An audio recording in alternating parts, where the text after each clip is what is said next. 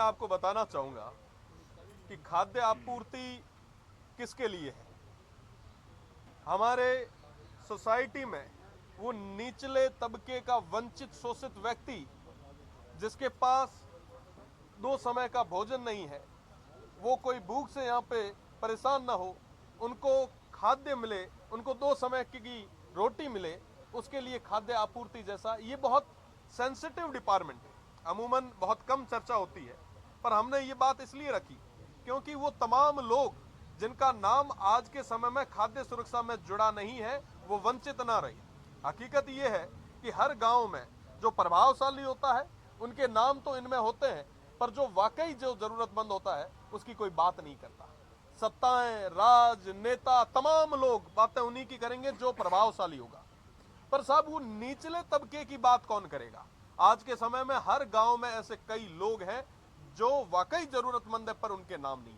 आप give up आपने नाम रखा, कई लोगों ने अपने फॉर्म उठाए। मैंने माननीय मंत्री जी से पूछा कि कितने लोग हैं जिन्होंने स्वेच्छा से अपने नाम उठाए और कितने लोग हैं जिनको आपने निष्कासित किया, आपके डिपार्टमेंट ने जिसको जबरदस्ती निष्कासित किया, और जिनको आपने निष्कासित किया उनके खिलाफ आपने क्या कार्रवाई की। देखिए साहब, जो जबरदस्ती जो उस क्राइटेरिया में नहीं आता फिर भी अगर किसी गरीब का हक मार रहा है तो उसके खिलाफ कार्रवाई करने की जिम्मेदारी भी तो सरकार की है।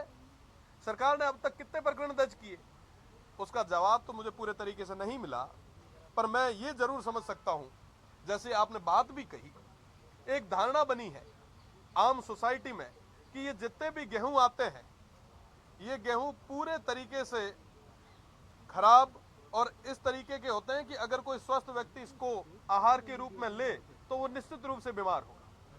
आज हर गांव के अंदर आपको कैंसर के कई सारे पेशेंट्स मिलेंगे, और विशेषकर वो निचले तबके के हमारे जो भाई हैं उनमें कैंसर की और तमाम बीमारियों की रेट जो बढ़ गई है। मैं 100% दावे के साथ कह सकता हूं कि इसमें एक बड़ा कारण ये भी है।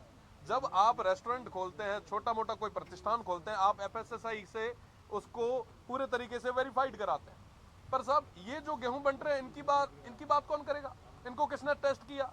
और रही बात दूसरी, एक बहुत जरूरी जो विषय है कि आप एक महीने में एक व्यक्ति को पर हेड 5 किलो गेहूं देते हैं। अगर 5 किलो को 30 से भाग दूं तो 160 ग्राम होते हैं। उसको भी अगर आधा करें तो 80 ग्राम एक टाइम का। 80 ग्राम मतलब आप सोचो कि गांव रो आदमी हुए जो 3 टाइम जिमे, गांव में ना जो काम करने वालों आदमी और 3 टाइम जिमे, उहे ना 80 ग्राम दियो तो उहे रत का डमना लागे तुम दाढ़ में अटक तो हुई। एड़ी स्थितियां हैं, और आप कह रहे हो कि मैं खाद्य रे रूप रे मीना सबाना सुरक्षित रख रहा। वाकई इन सेक्टर्स पे काम करने की जरूरत है। आज के समय में निचले तबके के जो आर्थिक रूप से हमारे कमजोर भाई हैं उनकी चिंता हम सभी को करनी होगी। ये सदन में हम लोगों को पहुंचाने वाले वही लोग हैं, और उनकी बात अगर हम नहीं करेंगे तो किसकी बात करेंगे। तो ये 2-3 जो महत्वपूर्ण चीजें थी इनको सदन में रखा भी है, और कल भी कई सारे महत्वपूर्ण विषयों पे निश्चित रूप से चर्चा करवाई जाएगी।